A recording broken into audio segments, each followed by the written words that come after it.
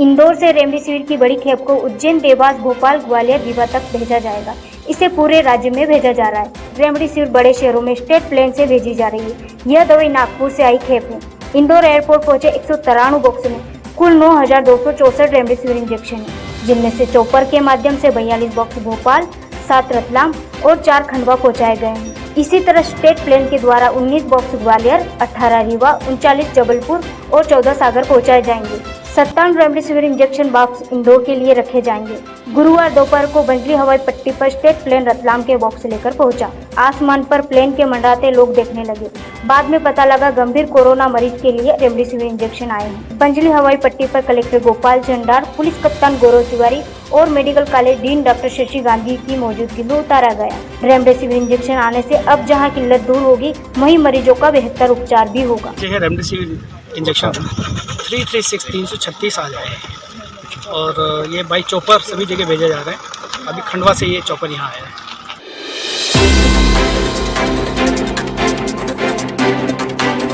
इस दृश्य को देखकर विचलित मत होइए। यह दिल दहलाने वाली तस्वीरें हैं भक्तन की बावड़ी मुक्तिधाम की। इस मुक्तिधाम में बुधवार को अंतिम संस्कार के लिए 22 शव पहुंचे, तो आंकड़ों को देख चिताएं भी चीख पड़ी।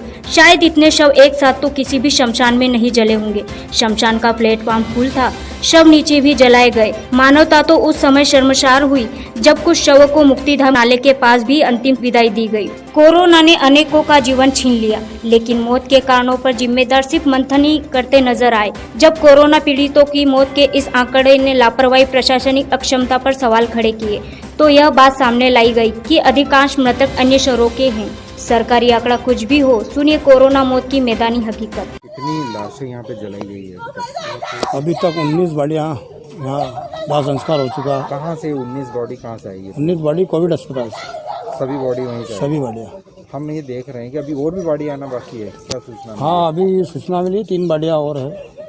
दूसरा ये बताइए कि यहाँ पर जो लकड़ी है, कितनी लकड़ी और बची है आपके पास? मेरा पास ज़्यादा से ज़्यादा लकड़ी अभी 50 बॉडी की लकड़ियाँ हैं। 50 बॉडी की ही बची है, उसके अलावा नहीं है? उसके अलावा लकड़ियाँ नहीं। अच्छा, आज जो प्लेटफॉर्म के अलावा भी बाहर लाशें जला रहे हैं, पहली बार ऐसा हुआ? ये ज़िंदगी में पहली बार है, मतलब भविष्य में पहली बार हुआ है कि बाहर की तरफ बॉडियाँ जलानी पड़ गई। प्लेटफॉर्म पर कितनी डेड बॉडियाँ एक साथ जला सकते थे? मैं 12 बॉडियाँ एक साथ प्लेटफॉर्म पे जला सकता था। उसके लेकिन आज ज़्यादा आने के कारण कुछ नीचे भी करी है, कुछ इधर बाहर की साइड भी करी है बॉडियों को। सबको एडजस्ट करा है इनको।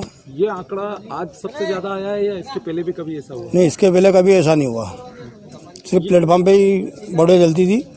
ये आज ऐसा आंकड़ा आया है कि हमको नीचे भी करना पड़ रही है और साइड में भी करना पड़ रही है। अच्छा, एक चीज़ बताएं कि ये जो कोरोना से पीड़ित जो ये डेथ बॉडी जो आ रही है, ये पर डे कितना रोज बढ़ के आ रही है या कुछ कभी कम भी हुई थी? नहीं, कम होती है सर। ये 1 तारीख से कुछ ज़्यादातर बढ़ने लगी है। उसके पहले इतनी बॉडियाँ नहीं थी। उसके पहले 2-3 आती थी, लेकिन ये 1 अप्रैल से बॉडियाँ 8-10, 8-10, 8-4, 8-10, 6 और आज तो बहुत ही ज़्यादा हो गई। 19 बॉडियाँ हो गई आज।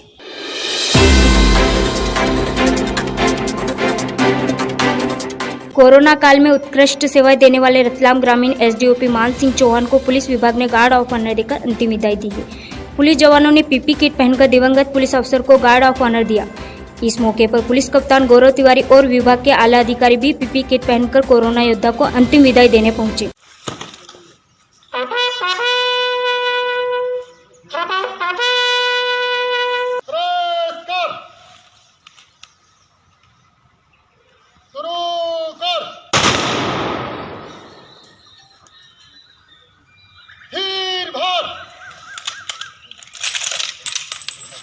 पुलिस अधिकारियों और जवानों ने दिवंगत एसडीओपी की तस्वीर पर पुष्प चक्र और राष्ट्र ध्वज अर्पित कर उन्हें श्रद्धांजलि दी। पुलिस जवानों ने गार्ड ऑफ ऑनर देकर जाबाज पुलिस ऑफिसर को सलामी दी। इसके बाद एसडीओपी मान सिंह चौहान को उनके पुत्र ने मुखाग्नि दी।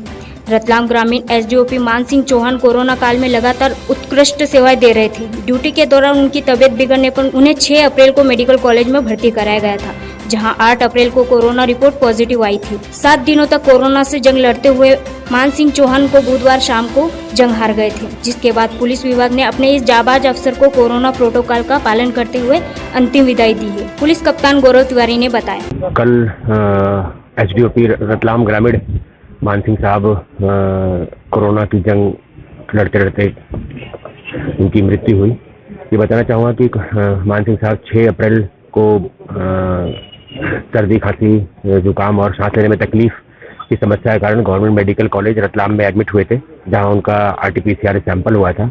8 अप्रैल को उन्हें पॉजिटिव बताया गया था। उसके बाद उनकी लगातार इलाज चल रहा था उनको रेमडेसिविर के डोजेस भी दिए गए थे। चूँकि ये खुद डायबिटिक पेशेंट थे, इनका कल ब्लड शुगर लेवल 500 से ज़्यादा हो गया।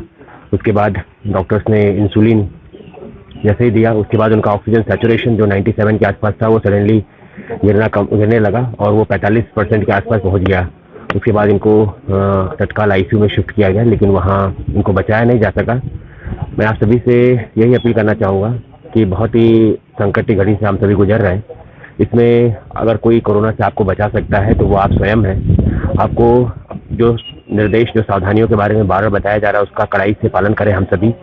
एक तो सोशल डिस्टेंसिंग का को इंश्योर करें, बहुत नज़दीक न जाएं, मास्क का प्रयोग करें, हाथों को फ्रीक्वेंटली सैनिटाइज करें और घरों के बाहर अनावश्यक न निकलें, क्योंकि बहुत ही चुनौती का समय है हमारे सभी के लिए। ये आपदा की घड़ी है, इसकी कल्पना किसी ने नहीं की थी।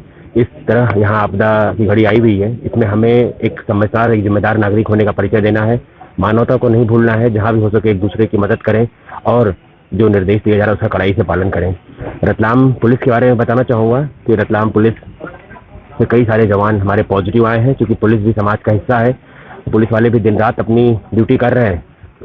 इसी का नतीजा है ये पुलिस वाले भी संक्रमण के शिकार हो रहे हैं। रतलाम में लगभग 80 के आसपास पुलिस अधिकारी जो है वो कोरोना पॉजिटिव है और अभी सभी इलाजरत हैं, सभी की स्थिति ठीक है। लेकिन मैं आम जनता से यही आग्रह करूंगा कि जो निर्देश दिया जा रहा है उसका कड़ाई से पालन करें और जो बार बार मास्क लगाने के लिए, सोशल डिस्टेंसिंग के लिए, सैनिटाइजेशन के लिए बोला जा रहा है उसका प्रयोग करें।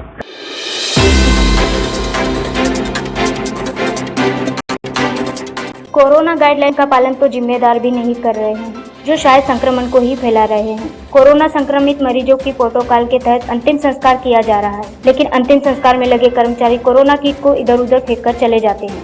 कोविड नियमों में किट को भी नष्ट करना होता है, लेकिन इन नियमों का पालन नहीं करना खतरा ही पैदा करना है।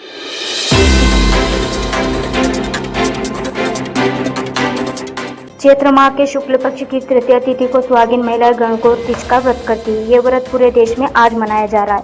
माना जाता है कि आज के दिन माता पार्वती ने भगवान शंकर से सौभाग्यवती रहने का वरदान प्राप्त किया था तथा पार्वती ने अन्य महिलाओं को भी सौभाग्यवती रहने का वरदान दिया था। यह व्रत भगवान शिव और मां पार्वती के असीम प्रेम का प्रतीक भी है। इस दिन सुहागिन महिलाएं शिव पार्वती की मूर्ति बनाकर काजल, कुमकुम, हल्दी, मेहंदी, सिंदूर से 16 बिंदी दीवार पर लगाकर आम के पत्ते या दुर्वा से गणगौर माता का गीत गाते हुए पूजा करती है।